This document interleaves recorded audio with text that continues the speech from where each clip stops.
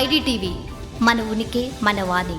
దివంగత అతిలోక సుందరి శ్రీదేవి కూతురుగా బాలీవుడ్ లో సినీ రంగ ప్రవేశం చేసిన జాన్వీ కపూర్ కెరీర్ ప్రారంభం నుంచి తనకు ప్రత్యేకమైన గుర్తింపు తెచ్చిపెట్టే సినిమాలనే ఎంచుకుంటూ ముందుకు సాగుతుంది. జయాపజయాలతో సంబంధం లేకుండా వరుస అవకాశాలు అందుకుంటుంది. ఓవైపు స్టార్ హీరోల పక్కన నటిస్తూనే మరోవైపు యంగ్ హీరోలకు జోడీగా నటిస్తుంది. కమర్షియల్ సినిమాలు చేస్తూనే విమెన్ సెంట్రిక్ కంటెంట్ ఓరియంటెడ్ చిత్రాల్లో నటిస్తుంది. ఇప్పటికే టాలీవుడ్ లో ఎంట్రీ ఇచ్చిన ఈ బ్యూటీ ఇప్పుడు తమిళ ఇండస్ట్రీలో అడుగుపెట్టడానికి రెడీ అయినట్టు తెలుస్తుంది. దక్షిణాది చిత్ర పరిశ్రమపై దృష్టి సారించిన జాన్వీ కపూర్ కోలీవుడ్ లో సినిమా చేయనున్నట్లు గత కొన్ని నెలలుగా వార్తలు వస్తున్నాయి. దేవర సినిమాతో టాలీవుడ్ లో సక్సెస్ఫుల్ గా గ్రాండ్ ఎంట్రీ ఇచ్చిన జాన్వీ ఇటీవలే పెద్ద చిత్రంలో అచ్చమ్మ పాత్రలో అలరించింది. ప్రస్తుతం పలు హిందీ చిత్రాల్లో నటిస్తుంది.